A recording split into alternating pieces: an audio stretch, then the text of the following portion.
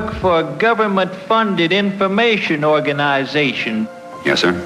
What kind of information do you give out? Whatever they ask for. The community messed up.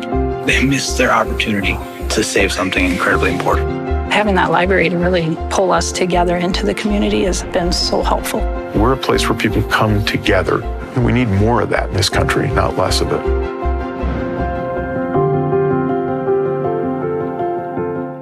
What's going on, world? It's your boy Kuya P. This is Nerds Rule the World, and I wouldn't be a nerd ruling the world if it wasn't for the public library. And I'm so excited to chat with one of the filmmakers behind Free for All, the public library, debuting on April 29th on PBS. I have the amazing Lucie Faulknor, one of the producers and co-directors on the project. How are you, Lucie? I'm good. Thank you very much. I'm happy to be called amazing. Definitely. Well, a film like this in today's times is so sorely needed. I actually am coming at you from the DC area, so I am in the midst of all of this. I don't know how you feel, but I feel like I'm in the midst of the insanity, the apocalypse. It's day what of the apocalypse right now? And it's just so important now, I think, more than ever, with books getting banned, with a lot of the things that are the issues that this film brings up, why it's so important to have this documentary and have our public libraries. And I want to thank you for that, because we need this. And I hope people see this film, and I'm going to be spreading the word all over the world because it's so important. How did you get involved with Dawn to come be a part of this project and bring it to us? Yeah, thanks. Dawn and I worked on, co-produced another film called Faubourg Treme, The Untold Story of Black New Orleans. And we were finishing that film, living in New Orleans at the time, and Hurricane Katrina hit. And we left the night before it actually hit the neighborhood. We were going to stay, and we decided to leave. We went up to Baton Rouge, thought we'd be gone for the weekend, realized we were not going home. We had to rescue our cat 2 weeks later by boat. It was never the same again, that cat. But before that, we went to the public library in East Baton Rouge so we could get on. I'm from San Francisco, so I needed to tell everybody I was, alive and well. And the librarians, when we got there was a line down the block for people, the librarians signing people up for library cards so that they could get on the computers to look for lost loved ones, look for lost pets, sign up for FEMA relief. And they had Red Cross gift cards there. They had, people there helping with insurance forms. A lot of people are illiterate. And so having to deal with all these things a little bit is, pretty difficult. But the librarians were like right there and ready to help anybody. And yeah, that's when, because they were first librarians, a little light bulb went off. And I'm thinking, wow, this is fascinating. And then we've had to go back into production for Treme because the neighborhood flooded and we didn't know what was going on with that. So fast forward to about 2009, the recession hit. Libraries were also hit badly. A lot of them were closing. And so we thought it was important to finally start this film. And so it's taken a long time, but it seems pretty timely right now. You're right. It's a little crazy, I'm sure, especially in your neighborhood. But yeah, it's been challenging for a lot of the institutions that we really rely on for filmmakers. The NEH has been cut. We got a production grant from the NEH. We're on public television. That's next on the chopping block, I understand. There's an announcement on Monday, the day before we broadcast. You're on NPR, so right. We were, we got some outreach money from the Institute for Museum and Library Services, and that has also been cut. And it's really, it's difficult because I think the big city libraries will be okay because there's a lot of, rich people who live in these big cities and they're able to, help fund the libraries, but it's these small little rural communities that are going to be really hard hit, who rely on these state libraries to give them funding to buy books, keep the lights on, update their computers, because that's all changing every 5 minutes, and keep things relevant. So that's what I'm a little worried about. So Definitely. a lot of worried about. So worried about. I can't lie to you. Like, every day living here in DC is like living in the apocalypse, and so many friends, government workers, just losing their jobs, and but just thinking out even wider than that, like you said, it's those rural areas which you highlight in this film that are going to be so tragically affected in so many ways. And I want to thank you and Dawn for seeing this project through, and especially Dawn for sharing her story through the course of this film. Again, anybody that opens up themselves gets so much love from me, because when you share that experience that you have, you're opening up yourself to the other people that have those same experience, and seeing that we're not alone, and we all went through this, and it's just so appreciative. And such a wonderful and so well-meaning documentary. And as a fellow creative, and so you're working with Don, there's so many things that the library is so multi-purpose, like you said during Katrina, that it stands up for and represents.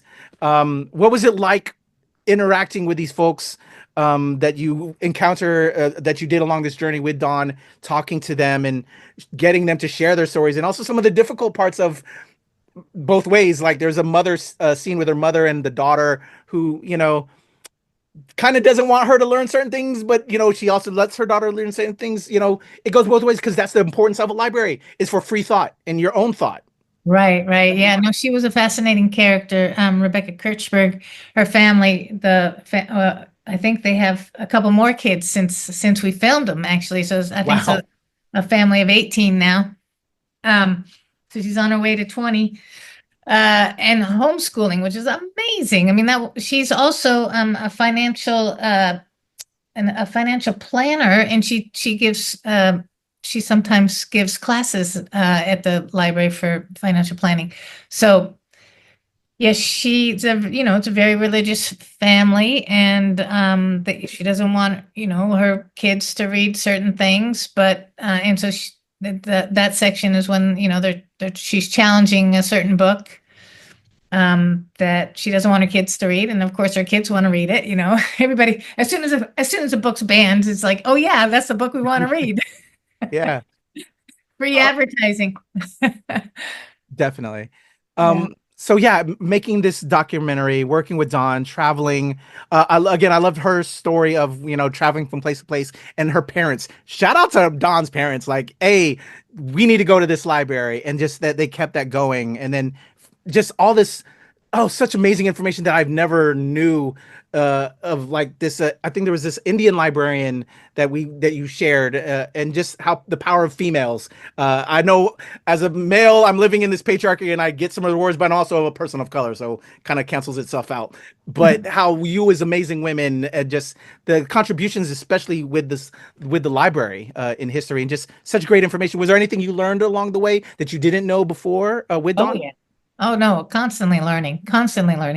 Yeah, that woman you're talking about, Marianne Shaw, was the woman from the Oneida Nation that helped start the first Native American children's library when she was taken away from her family.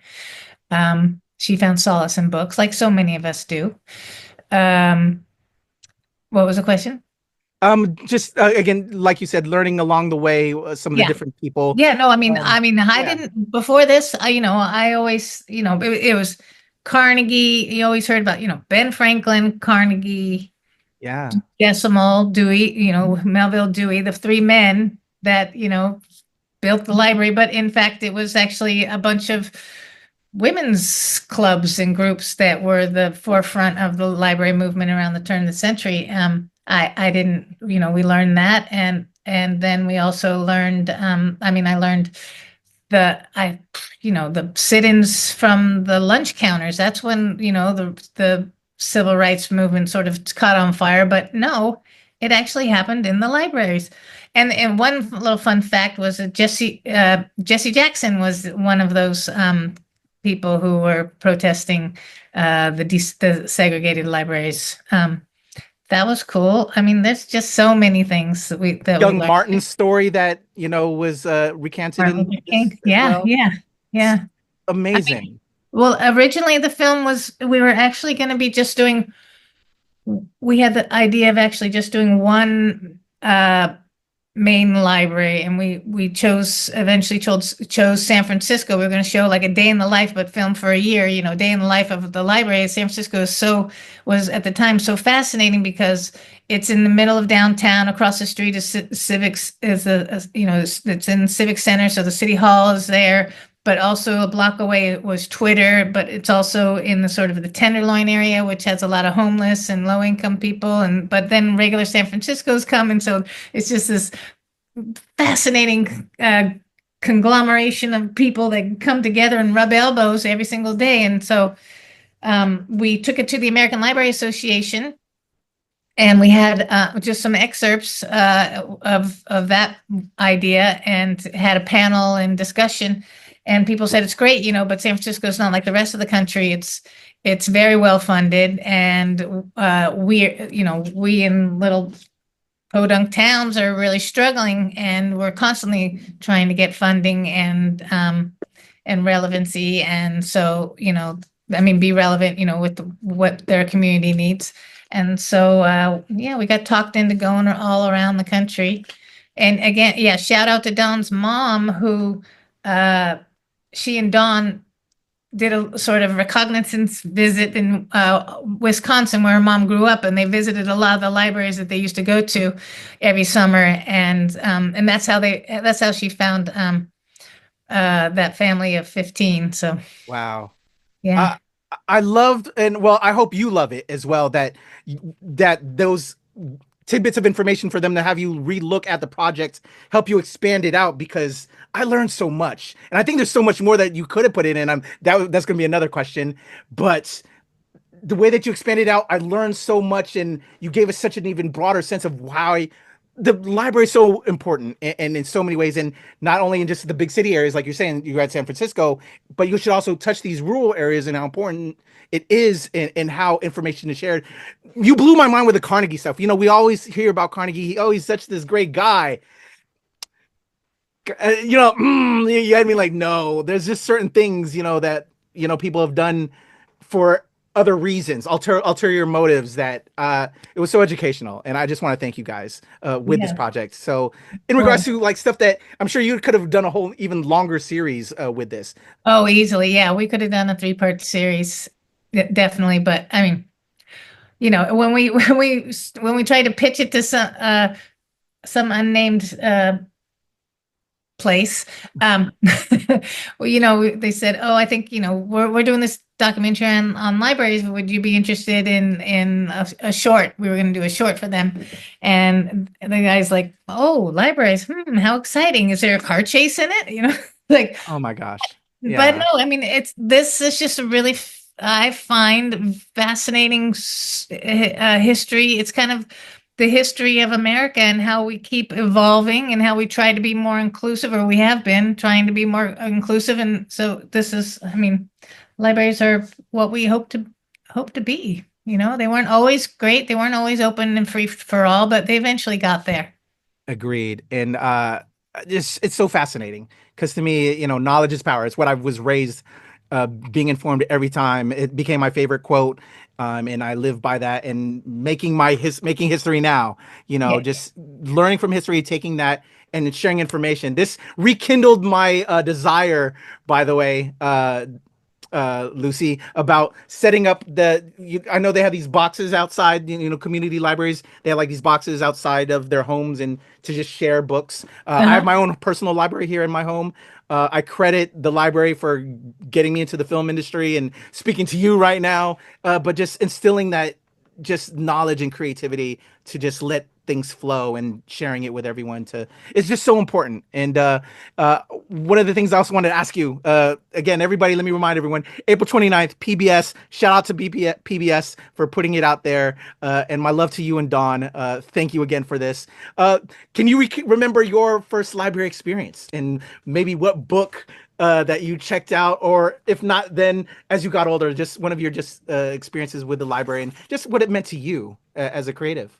Yeah, I'm the youngest of 7 kids, and I had 5 older brothers, and the library was, I don't remember my first visit actually to the library, but I do remember like in junior high, like I was just over it.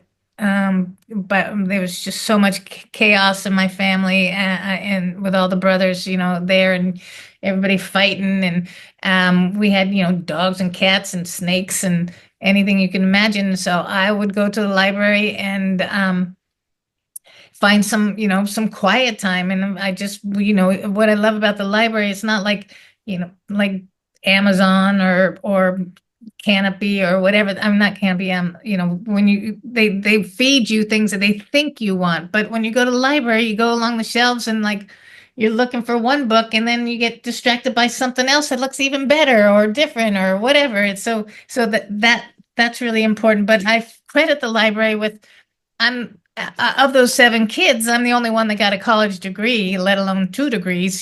So I credit my library in San Francisco, the West Portal Library, for basically saving my life. I wouldn't be here. I'd probably be a car dealer.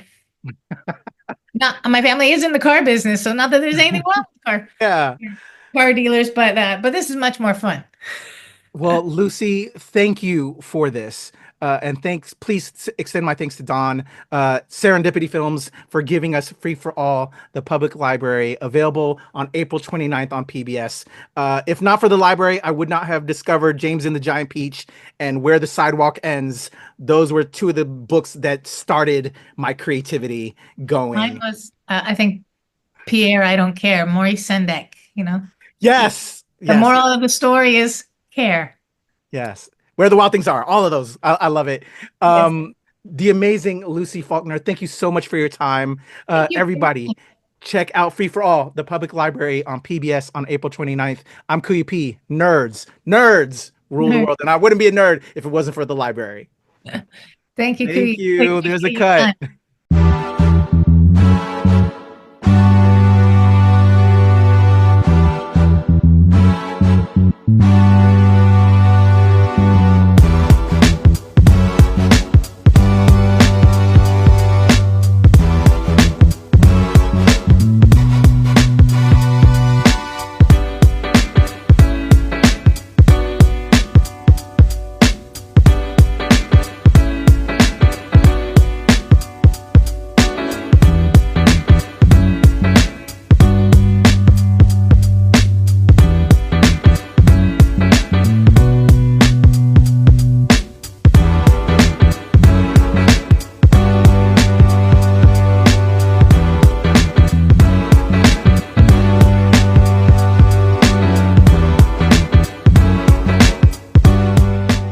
Nerds rule the world.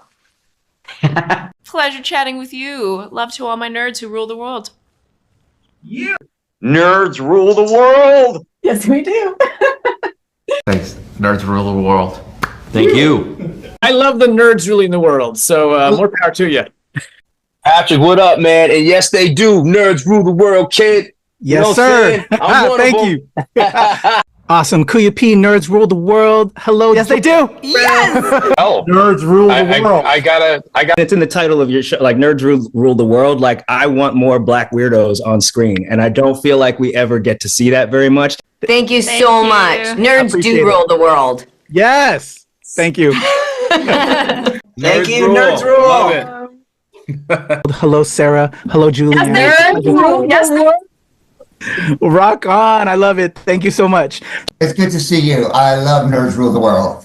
But yeah, there's a heavy nerd component, man. Yeah. And at the end of the day, if you ask me, nerds rule the world. So absolutely. And you're right. Nerds do rule the world. We're just the best. Yes. Thank you, ladies. Nerds so much. Yes. Thank you, guys. Bye. Bye. It's your boy Kuya P. Nerds rule the world. Thank you so much, guys. I appreciate you. Do. They rule the world, all right. Yes. Take care, Tony. Thank you, guys. Recording. Here we go. In a 1, 2, 3.